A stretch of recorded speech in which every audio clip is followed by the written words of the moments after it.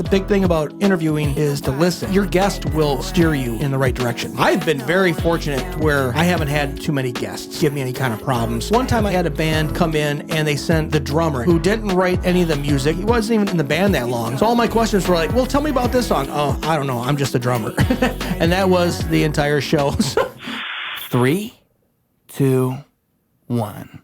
Hello and welcome to episode 80 of Ruse Radio. We are back at it again with a very special guest. Special guest has his own radio show? What? Special guest? Please introduce yourself, my friend. Hi, I'm Adam Harahuc from Solid State Radio. I host a show called Sessions, which tips the cap to Michigan-made music.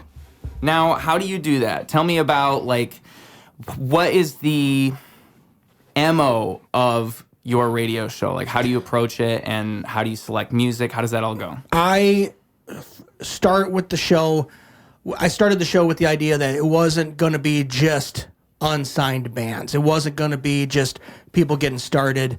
It was going to be a lot of that, but it was also going to be, I wanted people to say, oh, wow, was from Michigan. Del Shannon's from Michigan. And of course, play Motown, Sponge, Pop Evil. Basically, if they're from Michigan, they count. I always tailor make the show to the listener, not the musicians. If the musicians listen to the show and they enjoy it, I appreciate it, but I go for the listener. I want them to say, oh, okay, I heard a Sponge song that I really like. Maybe the next band or the next artist I hear could be the next Sponge, so I'm going to keep listening. I see. And so it's kind of just based on this curiosity and this inspiration that you find in the music that's around, and just like I guess one idea that I had recently that I really like to think about is that what people trust artists for and creators for is curation, and that's kind of what you're doing there. You're curating the music, and they're trusting your curation. They're trusting that this guy, if he can find this, he's going to be able to help me find the next thing that I'm going to love. If I find one thing he loves, this guy can curate good stuff. I'm going to see what he can come up with next. Well, you know what I mean? I certainly try. I don't look at it, I rarely ever look at it, say, would I listen to this? Do I like this? It's from Michigan. If it's well done, I'll play it. I play a lot of music that I wouldn't necessarily sit in my car and listen to. But that's just it. I'm the curator. I'm not here going to tell people, hey, this is what I like. This is what you're supposed to like. I just present it and leave it up to the listener to decide. Interesting. Like, I don't listen to death metal and stuff like that. But even though I recognize the extreme talent in it, I'll still play it. Now, I would ask then, is there still maintenance of quality in that regard? Because if you don't like a certain type of music, it's not like you're going to play music that you dislike. Correct? Like, it would still be like, you're going to listen to it and be like, this is something I would be into, but I can see the talent in this. When a song is submitted to me, I look at the recording of it. We live in a day right now where things can sound professional so easily, to where if it sounds like it's not recorded right, quote unquote right, I'll probably steer away from that. I also steer away from any songs that are about ultra-violent, sexist, racist, stuff like that. I don't, not that I'm pious, not that I try to decide what to think for other people. I kind of don't want to give an avenue for somebody who's overtly racist. Well, and going back to the curation thing, what would that say about your curation if that's the type of thing that you would be curating? It just would say, it would reflect on you in that way. And Solid State Radio and 97.7 WTGV were also heard. So, I got to think in those terms as well. Yeah. Yeah, that's kind of that's a thought I've always had, is I'll interview anybody, but then it becomes a question of who's going to advertise the guy that interviews anybody. Right. So but I believe in art. I believe in conversation, and so it becomes tough when you start drawing lines around it. So it's a careful dance. Like, if somebody is doing something that's sexist, I have to look into what is the art? Is the art saying something? Are people getting something from it? And is me putting that on promoting it, or is it creating a conversation? And there's so many conversations I get into, but when you look at it through the idea of curation and like, what am I putting on and what am I promoting? Well, it becomes a simple thing. I mean, it can be just as simple as politics. Like, I consider myself to be a bleeding heart liberal. Yeah. And yet there's bands out there that will put out songs that are very pro right wing. And I'm not going to steer away from that because it doesn't go with my politics. So, right. But, you know, I also have to kind of tread lightly if they're going against another race or sex or if they identify for the LGBTQ community. You know, I kind of got to be careful about that. Yeah. And I guess it's that then it becomes that whole conversation about separating the art from the artist and all of that. I mean, I think that's kind of, I had a great conversation with someone on the podcast here, Cameron Tyler, where we were talking about how the artist, it's kind of up to them to separate those different parts of themselves and not to just put everything out all at once, because that can be what throws people off. So I think some of the separating the art from the artist is actually up to the artist. And as an artist, you have to recognize, like, what is my goal as an artist? How do I want to represent myself to everyone? Right. There'll be this artist whose their music is all about peace and love and having a great time, and they're out there talking shit about these different communities, and it's like, well, now it's hard for me to enjoy your art because you're not saying the same thing in these two different places. It's confusing me. Like their persona when they're going out and talking politics is way different than their persona as a musician, and that's the type of thing that I think really throws a lot of people off too. It's agreed. The artist, it's up to the artist. You can't confuse people like that. Right. Like, just be real. Just be real all the time. You know, if you're a super chill person, be that chill person. But if you're not, it shows. So, yeah, there's so much music that, like, there's only a little bit of political music that I can think of that I really do enjoy when I think about that. I don't know about you. And I would say Rage Against the Machine. Sure. Fantastic. I mean, you can't go wrong. System of a Down's got quite a bit of political content. I think their political music's great. There's a rapper that made quite a few political songs. He was like a storytelling rapper. He did the song Dance with the Devil, Impractical Technique. Mm-hmm. Is that his name? Am I getting it right? No, I'm. It doesn't ring a bell. They're not from Michigan, so I have no idea. Okay, right. Listen, my bubble's real small. I'm not the guy to ask. So Beach Boys, huh? Okay, I'll look them up. Beach, never seen one. No. That's funny, man. I mean, like, you do listen to music outside of Michigan, though. Yeah, of course I do. Like, you went to Chicago. Are you familiar with the Chicago rap scene at all? Because I'm not.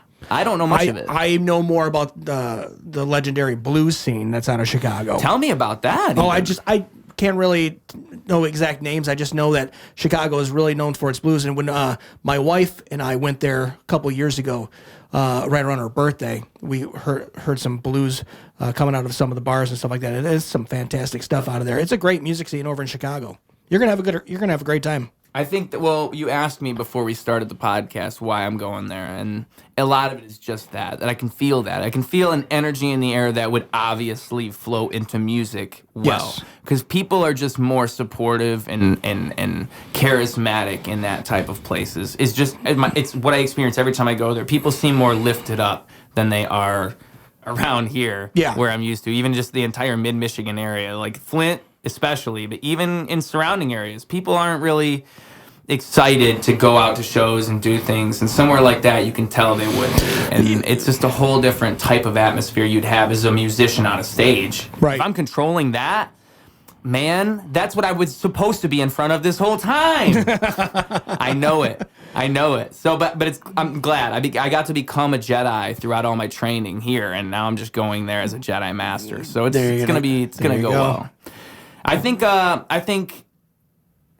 think there's probably a lot, like I was talking to you about travel beforehand, though. There's probably a lot of the world that I could go to and shine in that I don't know about. It's just that Chicago is some place that I'm familiar with. That it's not going to be a big culture shock because it is still part of the Midwest. Exactly. But it's bigger, more culture. There's so much more culture. Yeah.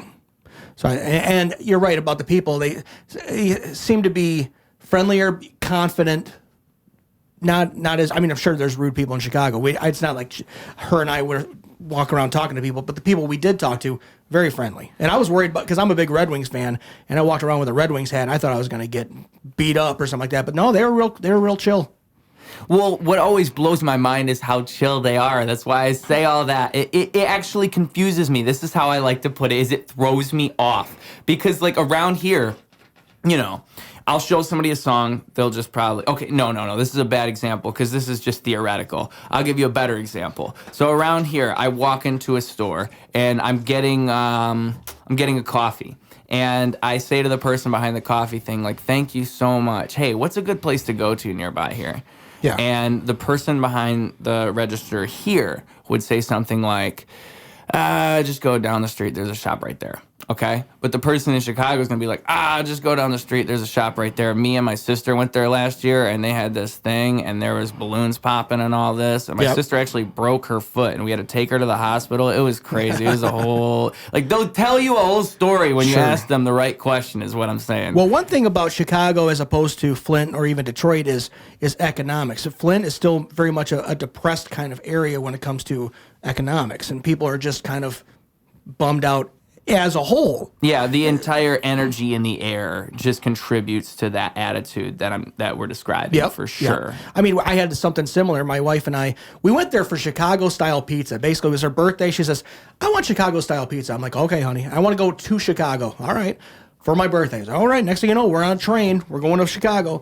But we talked to somebody at the hotel. I was like, yeah, we're going to go to this place. For Chicago. He's, oh no, you want to go here, and they do this, and they do that, they do this, and it was like what you're saying. He gave you a whole story. Yeah. They always do that. Oh yeah. It's like, do you work for them? It's like, no, it's just really good pizza. So I was applying for jobs the last time I was there, and the boss of this one place, like the manager, he comes up and he's like, he gave me a list of other places to apply to nearby, and he said, if I was a server, I'd apply to all these places. Like He didn't have to do all that, but he just did that because they just want to share information. Like, for some reason, and it's almost like they just believe more. I don't even know. Like, that's why I say it almost makes me suspicious. Like, why are they trusting me with all this? Right. Right. Yeah, I know. The cynicism that comes with it. Like, why? Living in this area is like, why are you being so nice to me? Right. You don't want to hire me, and that's what this is all about, isn't it? Dude, it's so funny. And I guess it's, the more I think about it, the more it just kind of breathes more life into me, I suppose. Because I realize, like, that's just people being nice. People are just being legitimately nice. That's how people are there. And people just aren't like that in a place like this. And I can't even experience that here. It's impossible. Right. You just have to get out and experience other things. If that's why I think a lot of people like to go to the South, and they like to go to Florida, or they'll go to, I would say LA, but I don't think LA is the place to be if you're trying to get a better mindset. No. LA seems kind of stressful. It seems like that would kind of turn you the wrong way. But I feel like the South, you could have a nice laid back lifestyle. You'd see a whole lot of fun. How do I put it? What do they call personalities? This? Tailgates. Oh yeah. Yeah. Oh, for sure. Yeah, they know how to party in the South. Yeah, you'll see some tailgates, you'll see some kegs, you'll see some stuff. I mean, like, honestly, if you're an open-minded person and you're just if you're not worried about the politics of it, you'll have a great time in the South. Sure. Like, if you're not worried about who you disagree with and who you agree with, it doesn't matter where you are. You can find great people anywhere. That's how I look at it. So I would love to be in the South. I would love to be anywhere, man. Yeah, right. I want to go to, like, I would go to Mexico, but I'm worried about getting my head hanging from a bridge on a street. Like, there's some places I just can't go. Yeah, they warn you about being over Mexico, and they'll tell you, don't get into a cab that's not marked a cab, don't do this, don't do that. I didn't know it was that bad. Certain areas, it certainly can be. Wow. Yep. So yeah, exactly. Like, you need a real travel guide some places you go. Yeah. Like, I mean, I'm one of those guys where I would love to at least be in North Korea once, but I know for a fact I can't actually do that. Yeah, that'd be a really rough thing. I'd be on a TV, being held hostage or something like that. Hello, Mr. President, please send money. Right, well, you know what it makes me think of is that college kid who they said that it was because he took down a sign or something like that. And there was a video of him doing it with the sign. But the thing that most people don't think about is the way the media frames things and all this. Like, it's North Korea. Somebody could have just told that guy, hey, you have to go and take down this sign or else North Korea is going to arrest you. And so he's following someone's instructions. And then they frame him anyways. Like, the entire thing was him getting framed. It could have been anything. Right. And North Korea was just using that kid as an example. And that could be any of us. Yep. So just don't go there. Yeah. Just don't. Ric Flair was talking about how he went to North Korea on Joe Rogan's podcast. That was an interesting story. Yeah. Because I just never even knew. I didn't know Ric Flair went there. He went there and fought some, I think he fought I want to say Japanese wrestler. Okay. Could have been Chinese. Do you know which one North Korea hates? It's whichever one North Korea hates more. North Korea really hates South Korea. They hate really Japan. do. It's probably Japan Japan then. yeah. So yeah, he fought some Japanese wrestler and it was a whole thing. They wanted him to announce that that North Korea could defeat America. He was saying, no, I can't say all this. Yeah. He was trapped in North Korea as this. It's a crazy story. North Korea, they keep their people so much in the dark that during the Olympics, they're like, well, we didn't bother televising the Olympics in North Korea because North Korea won all the medals. Yeah. Yeah. And the North Korea people, they have no choice but say, oh, good for us. All right, we did it. Woo, go North Korea. Yeah, the movie The Dictator. Kim Jong-un saying that he doesn't have a butthole. Yeah. I mean, you just got to take his word for it. Yeah, Kim Jong-il, his first time golfing, according to him, he got 4 holes in 1. Yeah, I believe time. it. Hey, I believe it, okay? I'm not, are there eyewitnesses? Are they saying yes? Yeah, I'm sure they are. It's like, did you hit the windmill?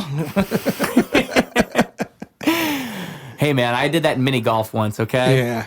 I just feel like, it's one of those things that makes you think about life too, and just the fact that those are all people. They all grew up in that place, and it really is a matter of perspective. Like you don't know how trapped they know that they are, and how much of that they think is reality. It's a very crazy thing to be. Yeah, they're not allowed to stuck see in that type of newspapers, television. They don't get the internet or anything like that. They have no idea what's outside of North Korea. So, there must be some sense though. There must be some sense of, like, hey, you realize this. There's more to the world than this. Like, right. Wow. Because, I mean, I think even their calendar is wild. Even their calendar, I think they say that it started like 150, 200, 300 years ago. Yeah, something like that, yeah. Like, imagine somebody walks up to you and they say, it's 2023, right?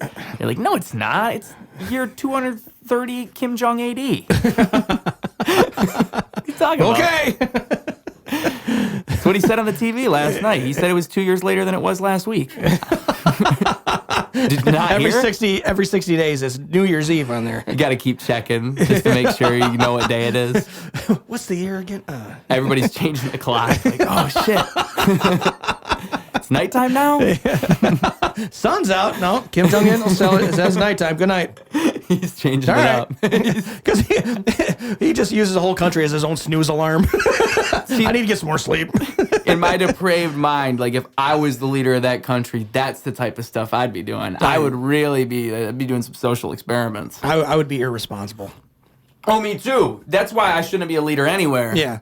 I'll say that on the podcast. Last episode, literally like 1 or 2, I think the very last episode, I was saying I'm going to run for president with one. So, contradicting myself. I have too many skeletons to run for treasurer of a township, much less anything else. Oh, well, that's what I always say is they're gonna get me. They'll get me. Like, they'll find my skeletons I didn't even know I had.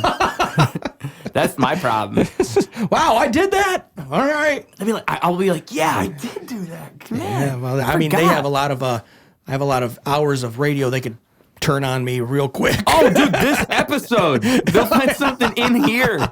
They got both of us. Yeah, we're both fucked.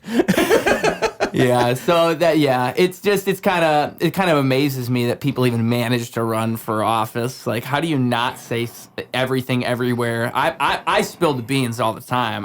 That's why I'm good for radio. Sure. Just say everything. Well, I mean, when it comes to politics, I think we have a really effed up idea that we expect somebody who's running, let's say for U.S. president, that they have to be pure as the driven snow. They can't have any kind of problems, no kind of foibles with their lives. Nobody's perfect. We can't expect somebody to be perfect. So we find out, they're divorced, or they cheated on their taxes, or they did this. They're not fit to be president. You're kind of thinking about, I'm thinking those people are thinking in the wrong context. We need somebody who who's not perfect. Well, and we're all flawed. You know, Yeah. we get this sense that people shouldn't be flawed when we're all flawed ourselves. So Yes. it's just a silly way to be looking at things in the first place. Very true. How can you not? I mean, every single relationship is you just deciding how many flaws you're willing to put up with. So Yeah, it's like, okay, yeah, she eats crackers in bed, but she's really hot. So, no, for real. It's everything. So, I mean, when you put things in those terms, I think that things can become a lot simpler for a lot of people, right? It's like, that's why politics, you know, you say, well, we're voting for the two worst people. Well, like, okay, find people with less flaws that we can all pick. Like, that's, you can't present the problem. You got to present a solution. Like, we all have flaws, so we just need better flawed people. Correct. The people we got right now are pretty flawed. Man, the country's pretty wild right now. I'll just say that much. Yeah. So with my politically correct way of putting things, it actually amazes me. America, it's like a house of cards. Like, it's a good way of putting it. It's just holding itself up very carefully. It's kind of amazing. It's kind of why I want to jump to Chicago real quick. Like, I wonder how long this house of cards is going to hold up. I better, because we only got, as we record this podcast, it's not election season, but it's coming up. It's we're in we're in the calm before the storm, and we don't even realize it, man. It's about to get bad out here in these streets. I like this right now. Yeah. I don't even want to, because I don't even. I think that people just get too engaged, you know? It's like, yeah, it matters, but you get too engaged, and you lose that sense of humanity that we all see in one another. Yeah. And no. Well, and here I go. I'm not going to blame social media, because social media is a tool. It's how we use it.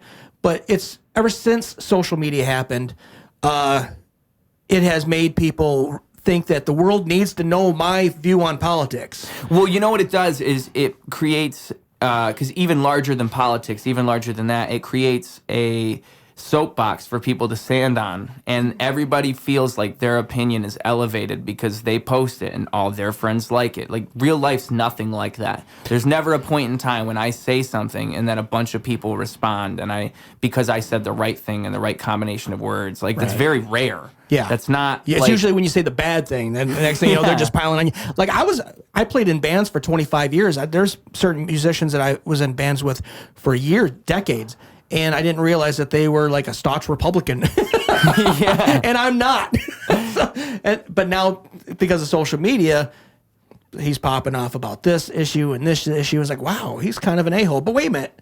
I hung out with that guy for so long. Well, in social media, if it weren't for that, you probably wouldn't even care about that aspect of his personality, which is the other strange part about it. Like, you would think about it the same exact way you used to think about it. Like, oh, that guy was a cool guy. Like, you wouldn't even have that part of the perspective. And that's what's so strange about it, too, is that it exaggerates these parts of us. And yeah, I think that one problem with that soapbox thing is that while we're on that, we try to boil ourselves down to these concepts when deep down we're way more than anything, any particular thought that we think. Right. Like, it doesn't matter what your politics are in any given moment when it comes to who you are as a human being. You're so much bigger than that. Yes. Like, unless you're straight up out here hurting people physically, like if you're causing physical harm in real life, like, what damage are you really doing? And I just think, you know, as human beings, we're all worth so much more. And we boil ourselves down, we boil others down to these individual moments because of social media, because we're taught, hey, whatever you say on this post, whatever you do on this video is going to stand on forever. So be careful what you say and do. And that's not real life. I try not to go on these rants because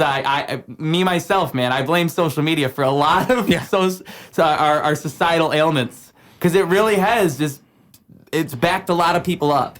Yep. We all got this pent-up emotion and this pent-up socialization because we do it all wrong. Yeah, well, it's given us a false sense of importance, because, I mean, Facebook, they'll say, what are you doing today? How are you today? And you post something, like I'll post like a joke or something like that, and I'll get like 50 people liking it. I'm thinking, I'm pretty damn funny. Me too, though. I say that entire rant I just said, and I do the same thing. I go, yo, I should do another joke like this in 2 days. It's good content. Yeah. Oh, absolutely. Absolutely. So, it is what it is. We're all in the same world. Like, at a certain point, you just have to accept it and work within those parameters, I suppose. But sure, but I mean, Facebook also gives me an opportunity for my show sessions to to learn about different acts, different bands, That's different how artists. I contact everybody I get on this show for the most part. I'll go down that rabbit hole where, okay, I'm following this band, Flowers on the Grave, and then I learned about this band, Possum Belly. Then I learned about this band, or a band, a venue will be playing some artists or something like that, and I'll check them out like that. I am lurking all over Facebook. I'm a stalker. You're going down Facebook rabbit holes. Oh, yeah. Big time, all the time. But that's how you do your research. Yep. Interesting. And a lot of bands will be like, how did you hear about us? You were playing Smalls over at Hamtramck, and I checked you out, and I like what I heard. So Facebook has, like I said, it's not bad, it's not good. It's a tool. It's how an individual uses it. Well, that's the best way to look at it, as a tool, right? Yeah. Because, I mean, the only reason I really post is to generally either keep a memory or share a piece of a content and get more people to see it. Simple as that. Right.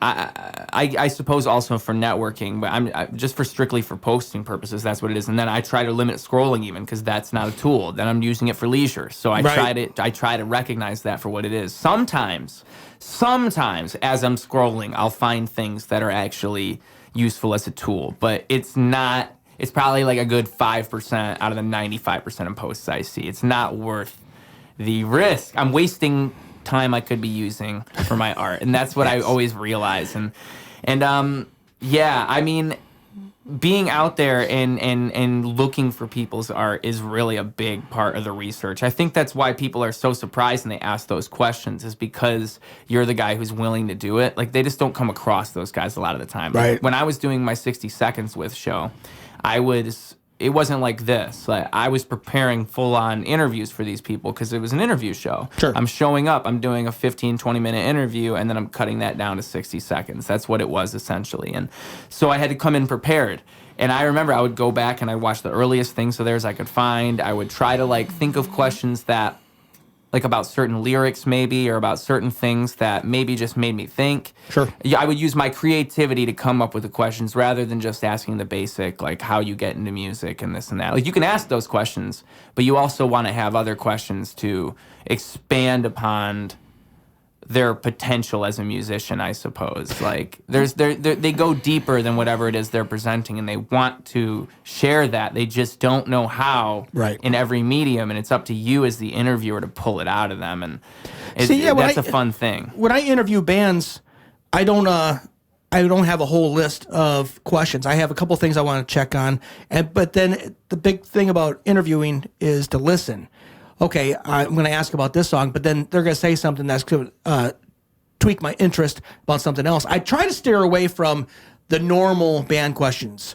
How'd you get your name? How'd you guys meet? Blah, blah, blah. None of that stuff, because people have heard that. They've heard that kind of stuff before, and a lot of times it's not really that interesting. So, but yeah, I used to go in there with a big list of questions, but now I'm just kind of 4 or 5 questions. Yeah. But then listening, because then your guest will steer you in the right direction. I 100% agree. I think it's all about because it goes beyond just the rules of the interview too. This is something that you can't really teach people. They have to learn through experience, where it's like the rhythm that the person presents to you, it's almost like a dance, and they're giving you a rhythm and you have to go off of that. And that's why some interviews just don't go well, because you can go into it thinking, oh, I'm going to interview them like this, and then they present a whole different rhythm, and you don't go off. Like, it's just like you guys didn't sync up. You see that a lot of the time. You'll crash and burn if you're not in tune with it, because I've heard some people try to interview, and if their interviewee is trying to stray away from the conversation, that they bring them back. And you don't want your guest to ramble either. Like, I interviewed Mike Skill from the Romantics, like one of my high-profile people I've ever interviewed, and he started rambling a little bit, because he's such an interesting guy, and he's got so many stories. And I kind of had to, like, all right, let's corral that in a little bit. Yeah, no, but that's okay. So one thing that I've gotten to learn a little bit more is that people with, especially, and I know this is going to happen more and more, the more and more I do this and the bigger and bigger it gets, is the people with bigger personalities, with bigger social media followings, they're more and more likely to do that, because they're more and more they're more likely to be deeply engaged with whatever it is their artistry is. Like they've got 60,000 followers. They're coming on this podcast. Yep. They know what they're trying to get at. And so they're ready to go on that 10, 15-minute monologue that touches on 20 different topics. Yeah. So they have their commercials. Yeah. You got to be very, very ready for those people. And I will. It's a different experience than just bringing in the dude that you met at the bar and being like, "Want to be on my podcast?" That's a different one because it's almost better to do that second one first, just to get the groundwork in, just to get those. It's kind of like doing reps before you do the actual boxing match. Right. But I really do feel like when that happens, it's what I've learned. The best thing you can do is, I don't know, just like take. It all depends on the context of the interview first, because what are we doing here?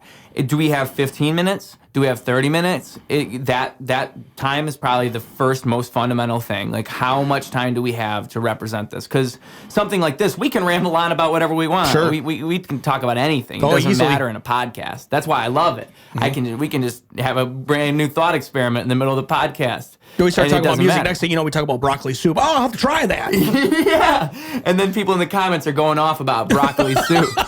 It's a beautiful Grandma used thing. to make a great broccoli soup. I miss my grandma. Let's talk about grandmothers for a little bit. So with something like this, very loose. Yes. Very loose. But even here, you will see that because, say I have somebody come in and it's somebody that is a straight up really talented musician that I want to talk to about their art. And they start talking about broccoli soup. And they're talking about it for 5 minutes. I have to stop them at some point. I can't let that happen. No. So, yeah, there's levels to it for sure. It's all context. And it's all like, it's also, this podcast isn't very targeted. The show isn't very targeted. But there's plenty of shows that are. So say it is something where it's about marriage. It's about divorce. Say you have a divorce podcast. Right. Well, you're not going to be straying too far off the beaten path at that point. No. So I can't even imagine what it's like wrangling those shows and stuff like that. I mean, I'm glad to have the medium that I do because that sounds difficult. I'm not that kind of host. Yeah. I'm a loose guy. I like that we can do it like this. This is fun. Oh, yeah. Yeah, I mean, have you ever had a lot of times? Have you ever had a difficult time, I should say, wrangling an interview back into? No. I've been very fortunate to where I haven't had too many guests give me any kind of problems or not be able to let me wrangle them in. They've always been very open and positive. The only one time I had a band come in and they sent the drummer. Now, I'm not disparaging drummers. They're very important, but they sent the drummer who didn't write any of the music, he wasn't even in the band that long. So all my questions were like, well, tell me about this song. Oh, I don't know. I'm just a drummer. And that was the entire show. So, I mean, we salvaged it. I made conversation more about him as opposed to the band. But other than that, all the bands and artists that I bring into the show have been fantastic. Yeah. Yeah. I remember the toughest 60 seconds interview I ever had was, it was, okay, so the show is 60 seconds, so it's going to be short. And maybe that's why it was like this, but never did this ever happen. Because I always prep people beforehand. I would always say, it's a normal interview, answer it like you normally would answer any questions. Like I tell them, make sure to answer it completely normal. Don't try to shorten your answers because that's what makes it work. It's an editing thing. Yep. I'm cutting down everything you said to 60 seconds. Don't try to shorten your answer yourself. Right. So this guy, I would say, what do you love about music? And he would say, the vibe. That's it. Yeah. The vibe. Okay. I got like 1 to 10 word answers on every question, and I only asked like 10. I actually struggled to make that a 60-second episode because it was so down. short. The vibe. Yeah. And also, I always told people to recap. That was the other bit of prep I would always have to do is like, so listen, I can't really pop the question on screen. It doesn't work as well if I do that. So if you recap the question and your answer, that's the best way to do it. There, yep. Which, genius piece of advice if you're ever doing this type of thing, by the way, because it's like if I say, what's your favorite color? You say, my favorite color is blue. What's my favorite color? Great question. Not even that. You say, my favorite color is blue. So it sounds like you're just saying what your favorite color is. Gotcha. Because that way, there's no it seems like what always happened, the beauty of that is that it would always come out like they're just talking for 60 seconds straight. It doesn't even seem like any questions were asked because they just say, oh, yeah, I did this when I was growing up. My favorite color is blue. I like looking at the stars. Everybody's just like, is he okay? Every single episode's like a dating profile. I like sunsets. I like walks on the beach, candlelight dinners. Man, I've really strongly been considering bringing that show back because people have enlightened me. It was ahead of its time. It was really like a fast-paced editing thing. It was basically an advertisement. The only reason I quit doing them is because it took too much work. This podcast is basically what those were. Because I mean, I imagine I do it for the same reasons that you do what you do. I love to highlight local talent. I love to bring.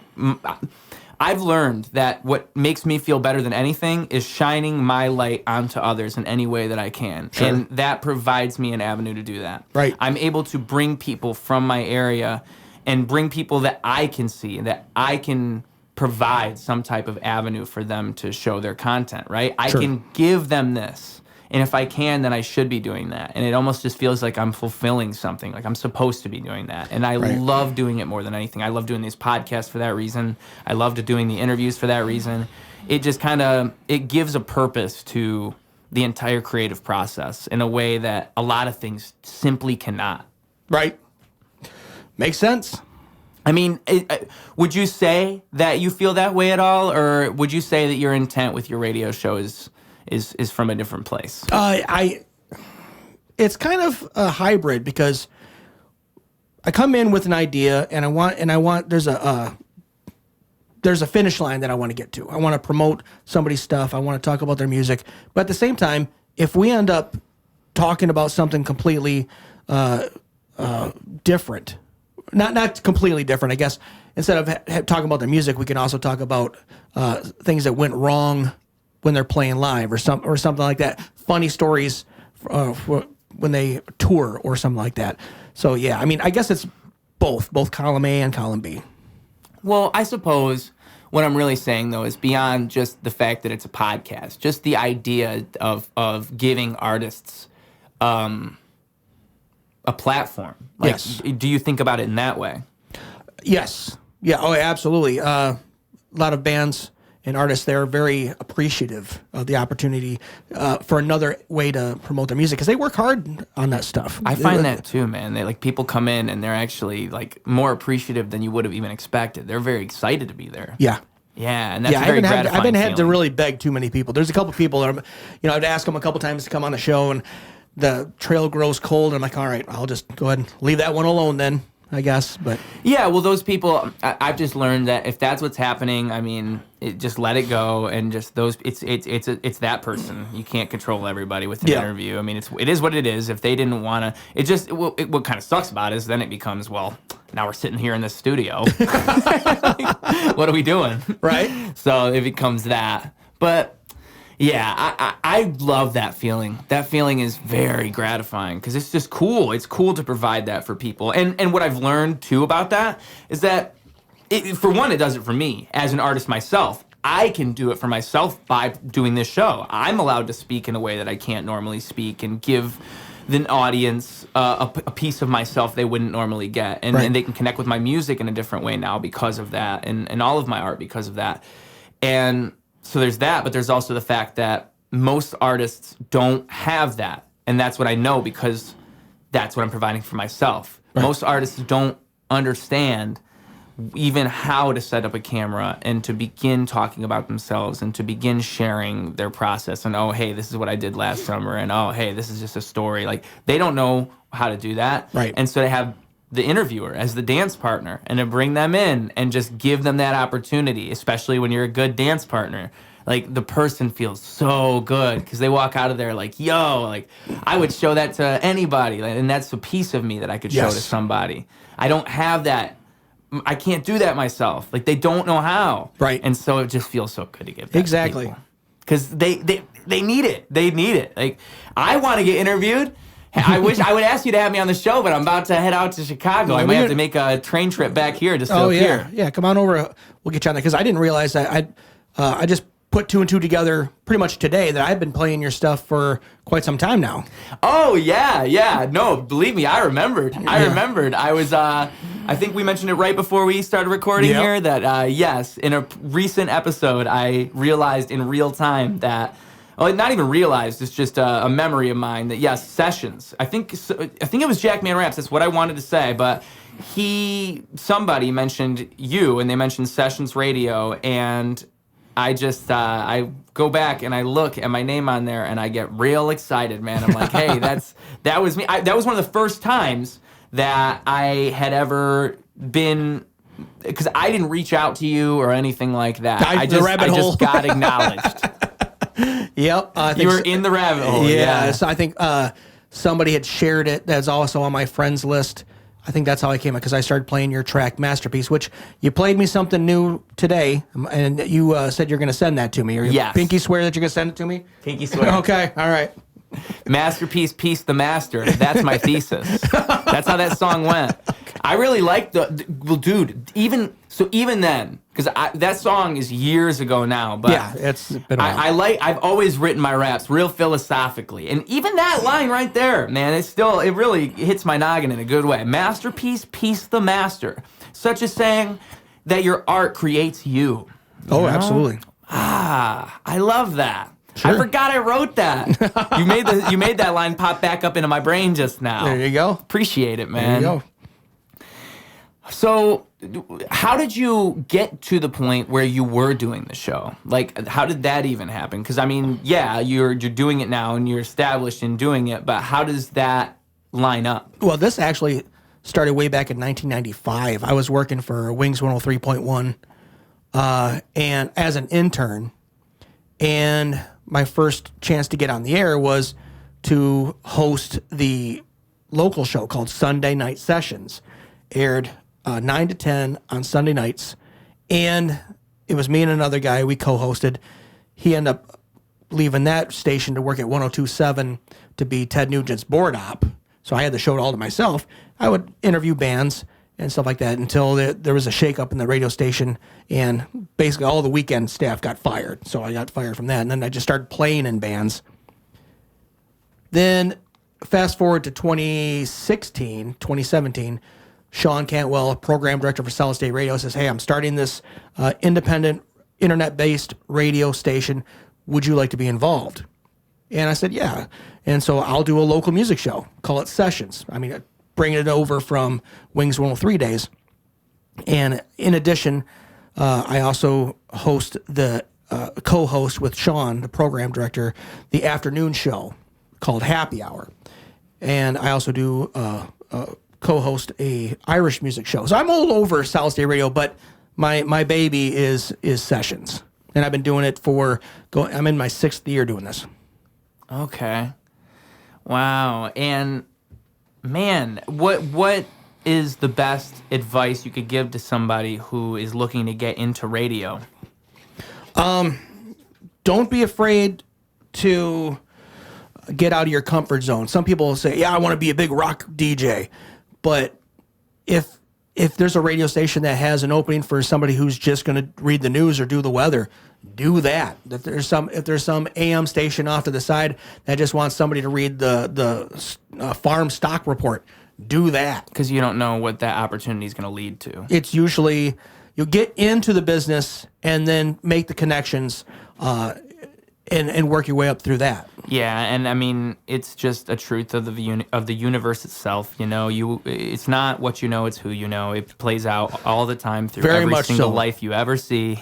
It's always who you know. Oh yeah, you just can't discount it. It's for real. So it's getting your foot in that door and then meeting those people. Yeah, most of the people that work for Solid State Radio just started out as a drinking buddy.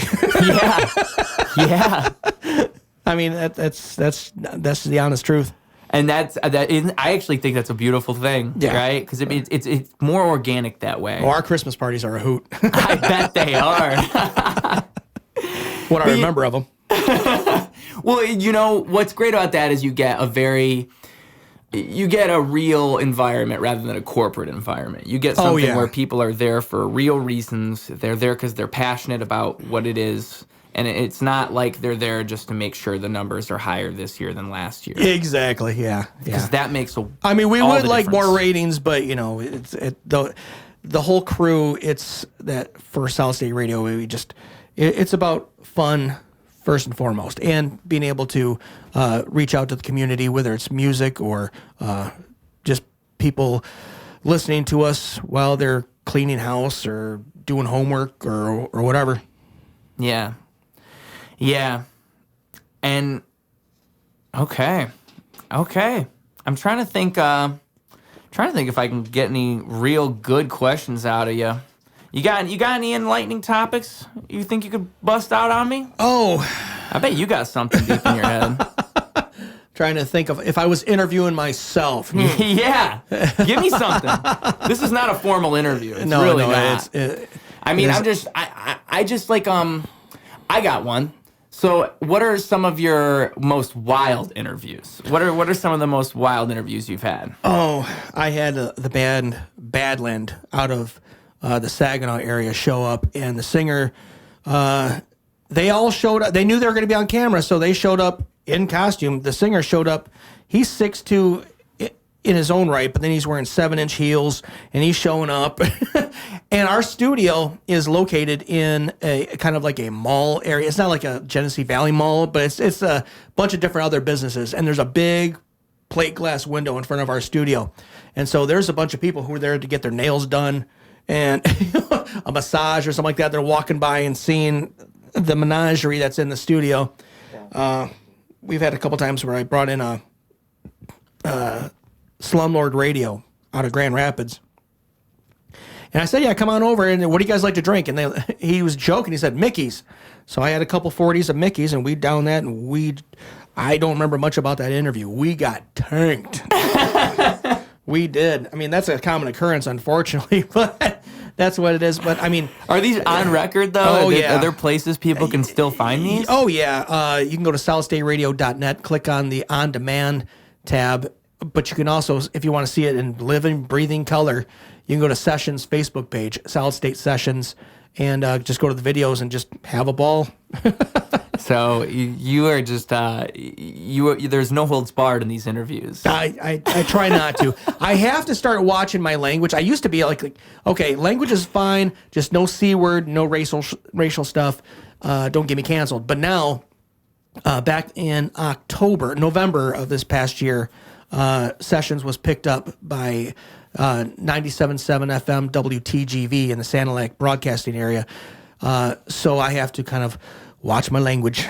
Oh. I mean... Is it in the contract? There's nothing you can do about it? It's an FCC thing, so we want to make sure that we don't get anybody in any kind of trouble. So there's been some slip-ups, but luckily our program director, he's quick on it, so he's able to because I mean, if it's on Solid State, because we do the interviews live. If it's on Solid State Radio, that's fine. It's internet. It's not controlled by the FCC. But then later on, it's rebroadcast on TGV.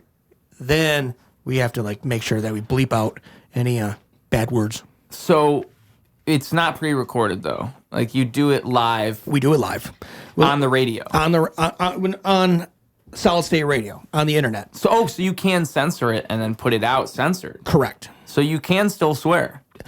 Yeah, but my program director, he's like, I can't believe you guys are saying that. You know how much work that is for me? And it's like, yeah, I know. Yeah, dude, you're right, I don't know, because it's tough. It's tough because when you start censoring, then that becomes a thing. Like unless you're really good at it, you start to not say certain jokes, and you lose a little bit of. Well, especially if you're drinking and you're having a good time. Especially when I get people talking about their music, they get so animated. The next thing they're like, oh, that was effing great, and that was effing. I was like, oh, F. No F's. I told you no F's. It's right here. There's a big sign. No F's. Don't say fuck. Right off camera. Yeah, right off camera.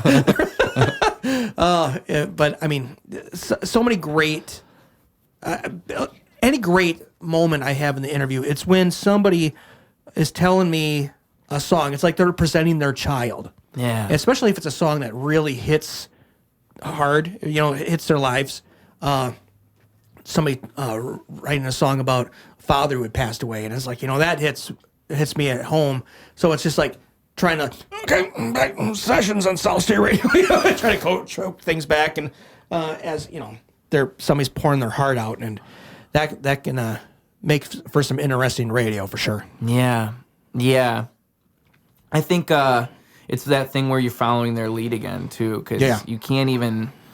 What I love about those moments is you can't expect them. There's no way you can manufacture them. It just happens in that moment. Yep. It's a beautiful thing when you get those. And again, it's just giving them the platform and the avenue for them to have that, because it's probably a great moment for them too, just to be able to share that. I mean, it's a lot.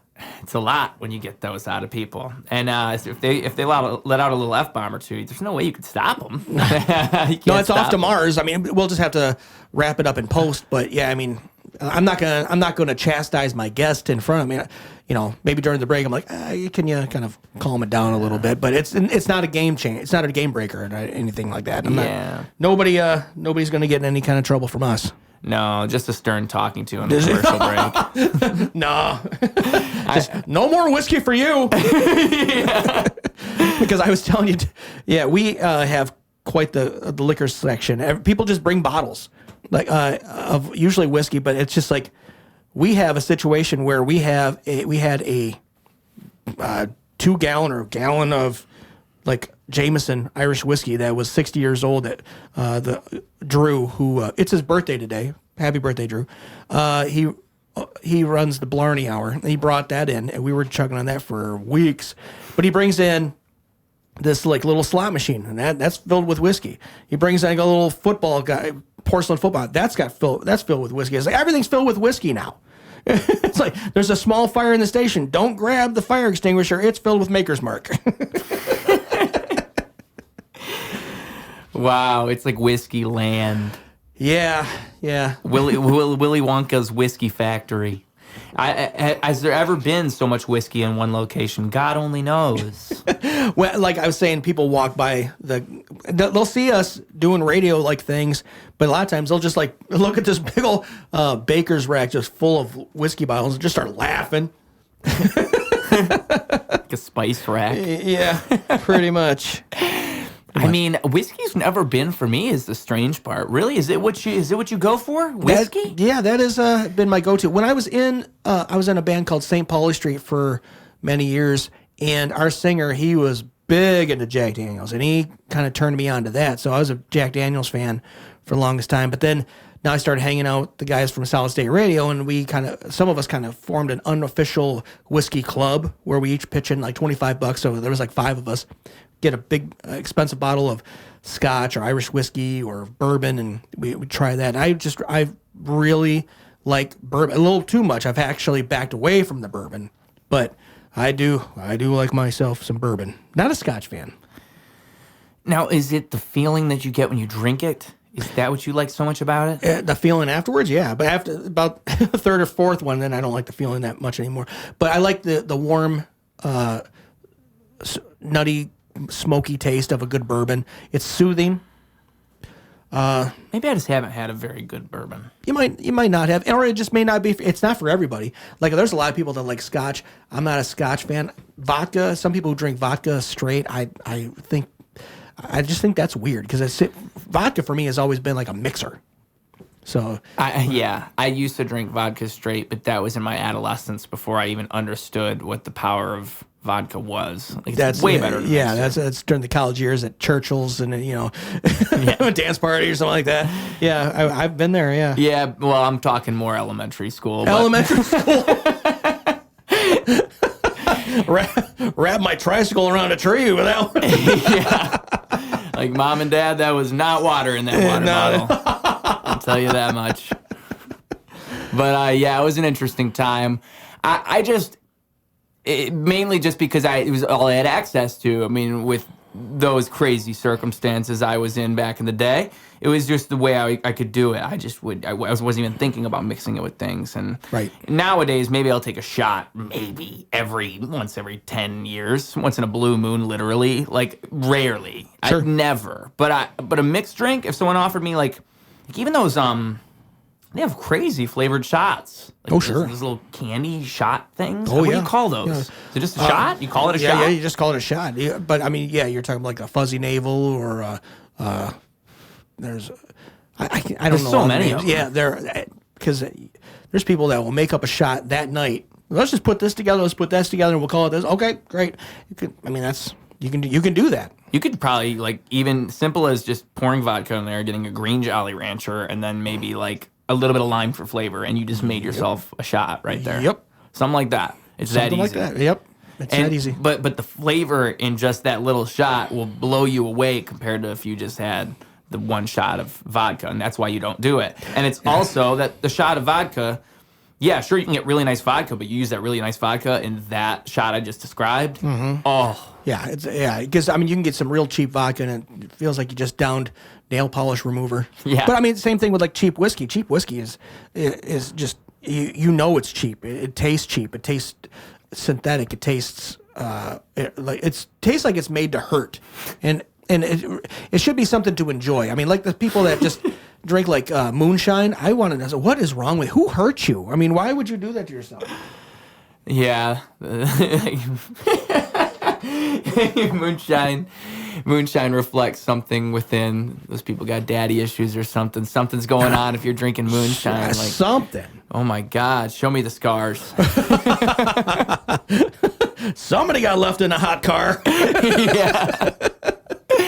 Yeah, because for real, I mean, also absinthe. You ever have that? I have that not. Stuff is it's now. Don't get me wrong. It's expensive for a reason. It's not necessarily even bad. It's almost like when you eat like Persian food or some strange spice that you're not used to. It's like, whoa, what the heck is that? I have some friends who call me every wimpy name they can think of because I refuse to try absinthe because I've never heard anybody, oh yeah, I had absinthe and it was a wonderful time. It was, we were drinking absinthe while hunting and my friend fell out of a tree and blamed it. He could feel his legs and was blaming me. And it's not as strong as moonshine, I don't think, but it's getting there. It's very strong. I hear about the green fairy and hallucinating. I'm like, that's not for me. Oh, see, I don't even know about all that. I need to look more into this. Well, it's the absinthe it's that we can hallucinogen? get, yeah, I guess there was some.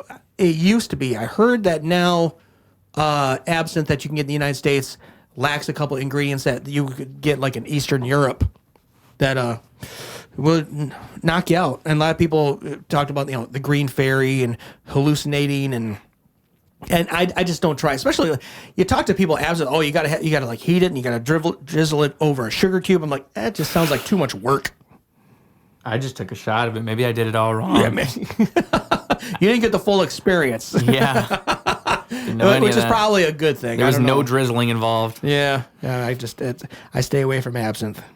There's a lot of alcohols I haven't even tried. I mean, when I think about it, too, because we're just describing one obscure alcohol. There's probably plenty out there. No. I mean, do you know any off the top of your head? My stepfather is a fan of ouzo, Whoa. a Greek, and it will catch on fire. I found that out. Reminds me of mead, too. Mead's another one. It's not super uncommon, but you don't see it often. But tell me more about ouzo before we get into mead. Ouzo is like black licorice kind of clear liqueur, Greek oriented, and it's okay, but it's like you don't really see people in the Midwest ordering ouzo. I mean, we can go down to, I'm sure they got it over at a Torch or something like that. I'm sure they got ouzo, but they'll be like, oh, I think we got it. Let's brush the dust off of it. We'll see what we can do with it. Yeah. It's like a rarity. It's like when you order off the secret menu at McDonald's.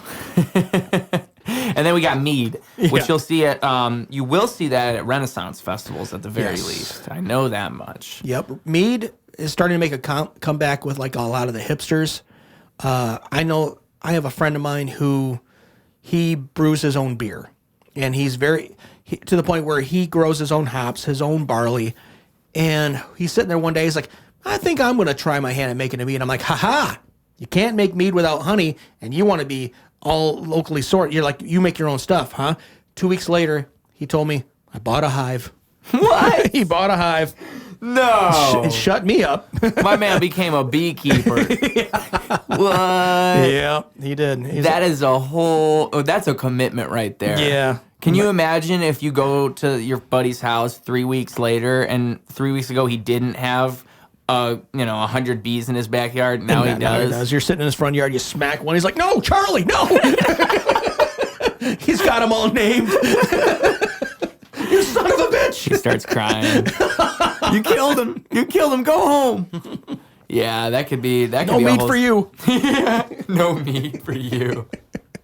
Man, wow. I didn't even think of that though. So you need honey for mead. It actually sounds delicious then. It's good. Wow, I love me some honey. Oh yeah. Okay. And then beyond that, I don't know. I'm not even that much of a drinker. I'm really not. It's really not a health. I drink too much. That's why I need to lose some weight. And that one of my things is besides overeating and having a wife that really knows how to cook is I like my beer. I really do enjoy my beer. I prefer beer over everything else. Sure. When I do drink. Sure. So I can feel that. Yeah, it's absolutely. just casual. That's what's so great about a beer. It's so easy to crack open a beer and just drink a beer. It's not like other things where it's like, hey, let's drink. Exactly. I mean, you could get a 6-pack and split a 6-pack with a friend watching the game or something like that, but a bottle of whiskey, there's an intent. Yeah, it changes. The whole thing is different. Yeah. And I think it's the beauty and the danger of beer. It's both. Yeah, because beer can.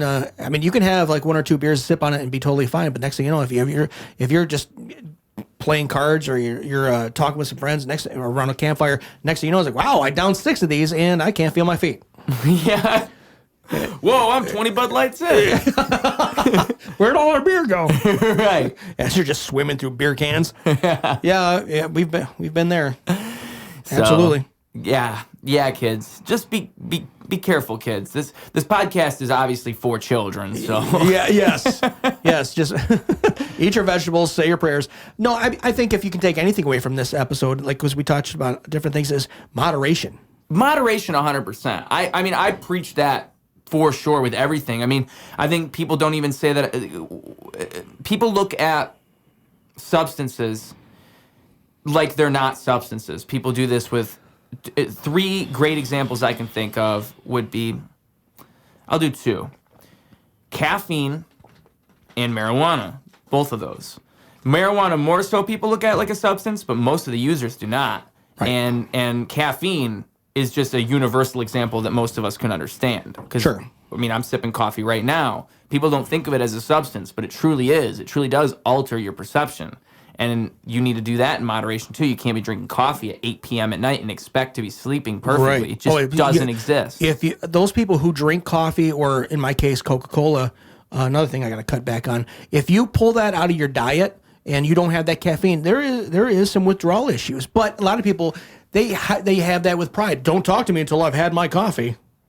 Mm-hmm. They'll have like sweatshirts as, no talking until coffee or something like that. But yeah, I mean, with caffeine is a drug. Caffeine's something that should be in moderation as well. Yeah, 100%. Just because you go too far in one direction on anything, and then all of a sudden you're saying things like, don't talk to me until I've had my coffee. And you are literally relying on it to be the person that you want to be. You don't think that exists without the substance. Right. I mean, marijuana, the reason I mention that is just because I think people are coming around. I hear this sentiment more and more often nowadays, where people are recognizing that there is a balance. It's not just like smoke weed every day and it's totally great. I think maybe a lot of people come into it thinking that because it's something they just discovered. But I think it's better if we as a culture can all say, like, it's not, in my experience at the very least, marijuana is best when you use it in correct spurts, or if you use it with self-consciousness, when you think, okay, what have I gotten done today? Because it's a very easy way for you to not do anything. There's a reason Afro Man wrote the song, Because I Got High. Yeah, right. I mean, it does kill inhibition in this strange way, but not if you're a fairly determined person and you know how to structure your life in a way where Yeah. with that marijuana, you will get things done. If you have willpower, that is going to trump any kind of overdoing anything. I have very little willpower. I know that I'm an extreme kind of person to where if doing something once is good, then let's do it 3 times. It's probably going to be better. So Yeah. I don't smoke weed, and it's not because I feel like it's bad.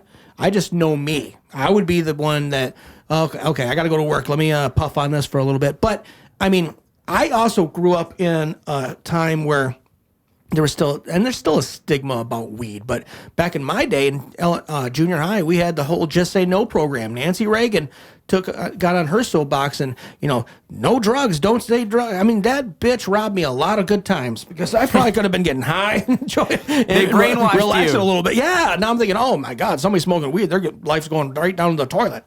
But everybody smoked weed. Everybody. Come to find out, I end up living next door to my 10th, who used to be my 10th grade English teacher, walked outside. Oh my God, Mrs. Carter was lighting up. And it's just like, but I mean, it was like the whole idea of this episode of your podcast is in moderation. Learn about it, know it, and if it fits into your life, go ahead. Especially now that there's been legislation that has opened it up a little bit. Truthfully, I probably would try it just to kind of take the edge off a lot of the stress and everything else. But I also, my day job has a zero tolerance kind of thing, so that they still fall under that stigma that weed is a bad drug. I think, speaking on moderation, I firmly believe that we should look at marijuana like alcohol in most senses. Yes. And in that sense, too. Like, because it's a substance that alters the way we think. So, of course, it should be looked at in that way, but also in the sense that it's probably less harmful than alcohol. In a matter of fact, we know it is. We know it's less harmful. So when it comes to jobs and things like this, like really? Right. So I can drink outside my workplace, but I can't smoke outside my workplace. Yeah, to after me, it's work, just let's go grab a beer Yeah. or something like that, as opposed to, hey, boss, you want to go toke down? Because, I mean, they've decided that smoking weed actually has some positive mental and physical attributes. A lot of people said that smoking rotted the brain. Now they're finding out that a lot of times smoking will regenerate brain cells, or at least calm you down to where you can. It helps with your mental stability. Yeah, there's a neuroscientist, Andrew Huberman, shout out him, dream guest on the podcast. He's got a great one himself, Huberman Lab, and he's got a great episode about marijuana. And one of the ways he described it, just about the way our brain works, is that we're thinking divergently when we smoke, as opposed to when we're sober, we think convergently. So we're able to combine all these ideas and bring things together. Mm-hmm. And when we think divergently, we're able to branch out and have new fundamental ideas that we didn't have before. And I mean, I've experienced that so many times where I'll have a problem in my life. Like, I'm thinking about it, like, oh, what am I going to do? What am I going to do? And I think, maybe if I smoke, I'll just calm myself down. I smoke, and all of a sudden, the problem's not even a problem anymore because I got this brand new perspective, and I realized, I was stressing out over nothing. Yeah, why am I worried about this? And I can't forget that smoking made me feel that way. Right. Like, it actually changed the way I was thinking about it. So that definitely is a thing. And that's why people say it's a medicine, because, of course, there's also the physical aspect of it, but definitely, even just the way that you look at things, it'll definitely ease your mind, and just more of a let it be type of mindset rather than things aren't going right, I better fix this type of thing. You definitely see that in a lot of people. So yeah, but then you also, some people are like, okay, we're winning the war with pot. Let's keep that going. There's a lot of people who want to lobby to completely deregulate mushrooms. And I don't know how to feel about that one. I've never been on shrooms. Oh, dude. Okay. So I will phrase everything I say here properly. There's a guy I know. And there's a guy I know who's had plenty of mushroom trips, all right? And this guy tells me that he wouldn't be who he is today if it weren't for these psychedelic experiences that he's had. He tells me that it's opened his perspective and allowed him to think beyond himself in ways that he never could beforehand. Okay. In a way that a substance like THC could not provide, because it's really, THC is a light psychedelic experience. And I would also say that my friend told me too that mushrooms are way more preferable to LSD, just in the sense that, it is a naturally reproducing thing. It's very easy for people to even grow them. Like, it's not like these things are hard to find in nature. And so it's just the experiences one can have when they are in that state, I feel as if they're so fundamental, like they're so fundamentally gratifying. It's like, I can tell you one experience this guy had, one revelation this guy had, and it's actually a revelation I told you about earlier. It's weird. Me and this guy line up really, really well. So this guy told me that he had this revelation on about 3.5 grams of mushrooms just sitting there. He realized he's putting all these barriers in his own way, and really his life purpose, the reason he's here, is to shine light on other people, to put light in other people's lives, whether that's giving them a platform, whether that's providing light for them, or that's shining that positivity that that person has inherently in their heart upon other people. That's my life purpose. That's what he said. And that realization, and that we all have something like that. We all have superpowers. We all have some way of doing that, some way of giving a piece of ourselves to the world that does provide some type of purpose and we put barriers in front of ourselves, and we find reasons not to use those superpowers. That's fantastic. And he would not have came to this realization had he not taken that substance. And that realization still sits with him today, and it carries him forward through the decisions that he makes. And so I would never say that everyone needs to try X. I don't think of it that way. I just think that in his experience, when I hear these stories, I know for a fact that it has provided him a perspective he could never have otherwise. There you go. And it's just because of the power of what mushrooms can do, what psilocybin is. It's a very crazy thing, man. I recommend, even if you ever think about dabbling into it, just look into the stories people have and the different just research. Just do your research, like you would with your Facebook rabbit hole. Just dive into a mushroom Facebook rabbit hole, because I'm telling you, it goes real deep. And to me, what a lot of that stuff says too is it just speaks to the idea of things being larger than life, and the fact that we can have these fundamental experiences and these crazy life-breaking things. Like, we don't even ground-shattering, life-breaking, perception-altering things where we can't even find the words to properly describe the experience. To me, that's what life is all about, is that beauty, the mysticism of the moment. Like, there's so much more beyond us than what we're seeing in the present moment. And we lose sight of that as we grow older, and we just deal with more stuff. But as a kid, you know that. You know that life's beautiful, and that it's just a cool thing to wake up and you want to go hang out with your friends and all that. So I think that substances like that often even just you often hear about a reset type of feeling that people have, like they almost were reborn, or they come out feeling this completely different way. And it's not usually a negative thing. Like they recommend it for PTSD now, and a depression. You often hear about it being talked about as a treatment for depression. Yep. It actually is legal in Ann Arbor. You can buy some in Ann Arbor, but you have to either buy it in person. I don't know if you have to be a resident. I don't think you do, but I think you can't order it online, of course. You have to get it in person. I think that's what it is. And then there's a couple other places around the United States, but I know at least in Michigan, it's in Ann Arbor.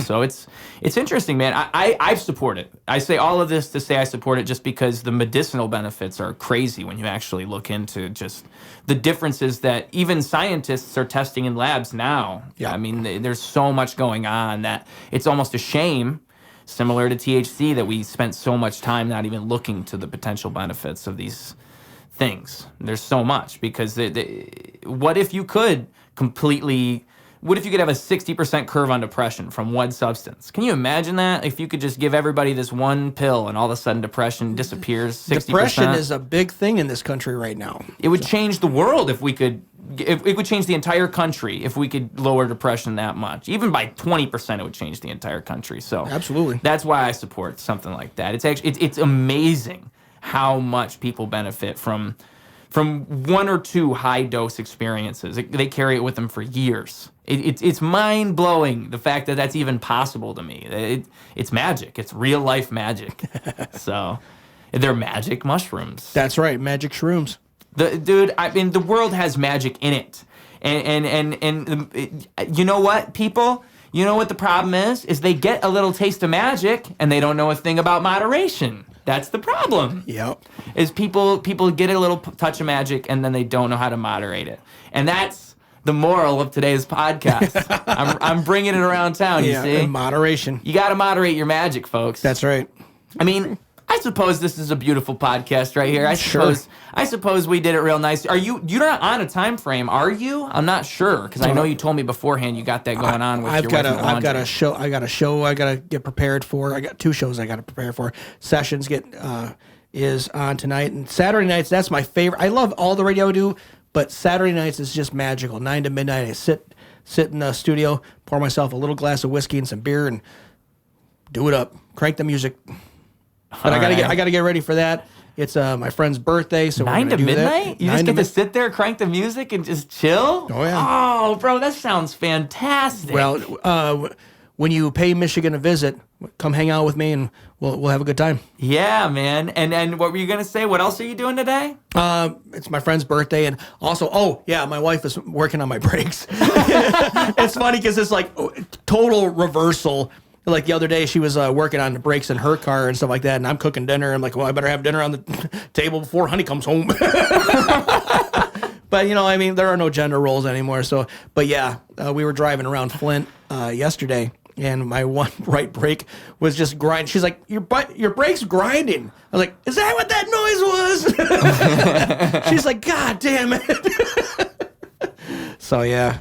So she's I gotta buy the brakes so she can do that. Yeah, and he's gonna walk in and he's gonna say, "Hey, honey, these are the brakes." All right, thank you guys so much. Thank you for being here. Thank you. Thank you guys for watching. Appreciate you. If you stuck around through this whole thing, you're awesome. Go do something even cooler than this. All right, that's what we do it for. We want to see you shine, folks. With all that being said, Ruse Radio clocking out. Ain't nobody gonna take it away. I swear no one